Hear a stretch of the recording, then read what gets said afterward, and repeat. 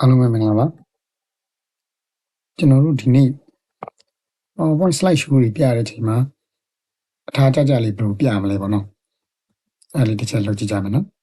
slide show ပြမယ်ဆိုတော့အလွယ်ဆုံးကျွန်တော်တို့ရဒီ slide show တွေဝင်နေနှိပ်တယ်ဒါမှမဟုတ်ဆိုတော့ဒီအောက်မှာရှိတဲ့ဒီ slide show button လေးကိုနှိပ်တယ်ဒါမှမဟုတ်ဘူးဆိုရင်ကျွန်တော်တို့က keyboard ကနေပြီးတော့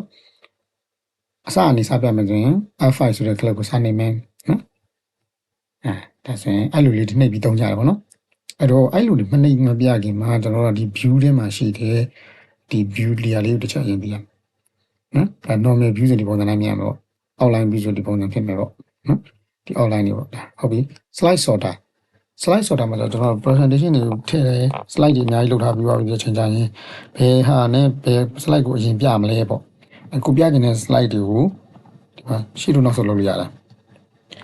နော်ဒီ slide ကိုပြဒီဘက်ရှိတို့ဆိုတော့လူလေးနဲ့တို့ရမှာဖိပြီးဆွဲရမှာနော်အဲ့ဒါဖိဆွဲမှာပေါ့ဒါဆိုလွယ်တယ်အဲ့ပုံစံမျိုးလေးတော့မယ်ဒီကောင်ဒီကြားထဲထည့်ချင်တယ်ဆိုတော့ဒီလိုရွှေ့လိုက်ရုံပဲဒါတစ်ခုနဲ့တစ်ခုလိုက်ရွှေ့လိုက်တာနဲ့ပဲ slide ကို sorting လုပ်လို့ရတဲ့အတွက်ကြောင့်မလို့ slide sorter လို့ခေါ်တာနော်ဟိုဒါဆို slide တွေကိုစီစဉ်လို့ဒီတိုင်းဆွဲရွှေ့လိုက်အောင်လည်းရတယ်ဒါအလွယ်လုပ်လို့ရတာပေါ့အဲ့လိုမှမဟုတ်ဘူး normal view မှာလုပ်လို့မရဘူးလား normal view မှာလည်းလုပ်လို့ရတယ် normal view မှာလုပ်ချင်တယ်ဆိုလည်းသူ့အပေါ်တို့ချင်သူ့နှိပ်မယ်ဒီလိုပေါ်လေးဆွဲတင်တာအောက်ပြန်ဆမ်းမလို့ဆိုမှအောက်ပြန်ဆမ်းမှာပေါ့ဒါဆို slide တွေကိုနေရာချတာဒီမှာချလိုက်ရနော်ဟုတ်ပြီဒီနေရာမှာ slide show စပြမယ်ဆိုဒီနေရာကိုနှိပ်ပြီးတော့ slide show ပြလိုက်ရတို့ဒီထဲကိုတော့နှိပ်ကြမယ်ဒီတော့ slide show ဆိုတော့ကျွန်တော်ဒီမှာရှိသမျှ slide တွေအကုန်လုံးကိုပြမယ်ဆိုရင်တော့ from beginning ဆိုပြီးအစအနေစကျွန်တော်အခုရွေးရတာဒီရောက်နေနော်ဒီအချိန်မှာကျွန်တော်ကဒီ slide show တော့နှိပ်တဲ့အချိန်ကျရင်တော့သူကဘယ်ရစပြမလဲဆိုတော့နံပါတ်3 slide ကနေပဲစပြမယ်တွေ့လားနော်ကျွန်တော်မဟုတ်ဘူးဒီအစအနေစပြတာလို့ကျွန်တော်ဆိုတော့ကျွန်တော်ဒီ from beginning ကိုသွားမယ်နော်အဲဒီမှာကျွန်တော် keyboard ကနေ F5 ကိုနှိပ်ချင်လည်းနှိပ်ပေါ့ဒါမှမဟုတ်ဒါနှိပ်လည်းနှိပ်ပေါ့ဒါနှိပ်လိုက်တော့အစအနေစပြမယ်နော်ဟုတ်ပြီကျွန်တော်ဒီမှာ slide ကအလုံးပေါင်းကျွန်တော်ပထမတော့လောက်ထားတဲ့အတိုင်း73ချက်ရှိတယ်ပေါ့နော်အဲဒီ73ချက်ကိုကျွန်တော်ဘယ် slide ကိုပြမယ်ဘယ် slide ကိုမပြဘူးဆိုတာလေးကျွန်တော်တို့ပြင်ဆင်လို့ရတယ်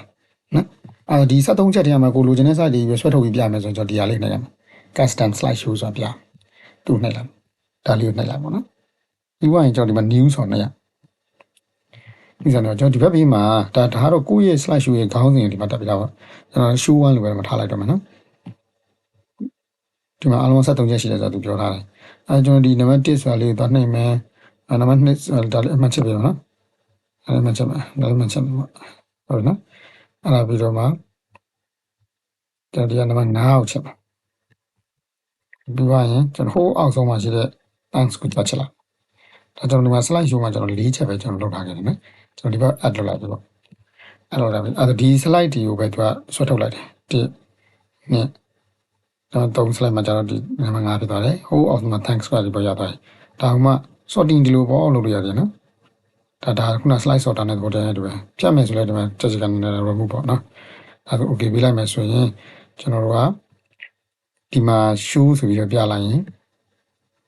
နံပါတ်1 slide တက်ပြနေပြီနံပါတ်2 slide သွားပြီဒါနံပါတ်5 slide ရောက်သွားပြီဒါနောက်ဆုံး slide ရောက်သွားပြီပေါ့ကျွန်တော်တို့ slide တွေအများကြီးရှိနေတဲ့ထဲမှာကိုလိုချင်တဲ့ slide တွေကိုပဲဆွဲထုတ်ပြီးတော့ slide show ပြသွားလို့ရတာပေါ့နော် custom show 1ဆိုပြီးတော့ဒီလိုပြရဝိုင်းတန်းကြည့်လို့ရတယ်နော်အဲ့ပုံစံနဲ့သွားလို့ရတာပေါ့ဟုတ်ပြီနောက်တစ်ခုကကျတော့အဲ့လိုမသွားဘူးဒါနဲ့မပြတော့နော်ဒါနဲ့မပြဘူးကျွန်တော်အားလုံးပြမယ်ပေါ့အဲ့အားလုံးပြတဲ့ထဲမှာကျွန်တော်တစ် slide ကို hide ထားချင်တယ်ဒီ slide ကိုကျွန်တော် hide ထားချင်တယ်ပေါ့မမြင်ချင်ဘူးပေါ့နော်အဲ့ဒါကျွန်တော် hide ဆိုလေးနှိပ်လိုက်အောင်ဒါလေးနှိပ်လိုက်အောင်ဒါလေးနှိပ်လိုက်တော့ဒီမှာချက်ချခတ်သွားရမှာတချို့ set တွေမှာကျတော့ဒီမှာ4တောင်လေးချက်ချခတ်တာလေးပြတယ်ဟုတ်ပြီအဲ့ဒါကျွန်တော်ဒါ show ကြည့်ကြအောင်ဒီ F5 ရပါစမယ်နော်ဟုတ်လားပြီ next သွားမယ်ခုနဒုတိယ slide ကိုကြော်ပြီးတော့ဒီတတိယ slide ကနေစပြီးပြပြီးတော့ဒီကနေပြီးဒီဒါ hide ထားတော့မမြင်ရတော့ဘောနော်အပြန်ဖြီမယ်ဆိုလည်းသူ့သွားနေပြီးတော့ hide ကိုပြန်ဖြုတ်လိုက်ရင်ဒါ unhide ဖြစ်သွားတာပေါ့ဒါဆိုရင်ဒီမှာ slide show ပြရတဲ့မှာကိုလိုချင်တဲ့ slide တွေကိုကွက်ပြီးတော့ show ပြတာသိပါပြီပေါ့နော်အားလုံးအဆင်ပြေကြမယ်လို့ယူဆပါတယ်ပြီးကျင်တာလေးတွေရှိခဲ့ရင်ကျွန်တော် Facebook ကပဲဖြစ်ဖြစ် YouTube မှာပဲဖြစ်ဖြစ် comment box မှာလာရေးပြီးတော့အသိဉာဏ်လေးမေးထားရင်ကျွန်တော်ပြန်လည်ပြီးတော့ပြောပြပေးမှာဖြစ်ပါတယ်အားလုံးကျေးဇူးတင်ပါတယ်နောက်တဲ့ဗီဒီယိုလေးတွေလည်း အချိန်နဲ့တပြင်းချင်းထပ်မံတင်ပြတော့ပါမယ် like and subscribe လေးလုပ်ပြီးတော့ကြပါအောင်နော်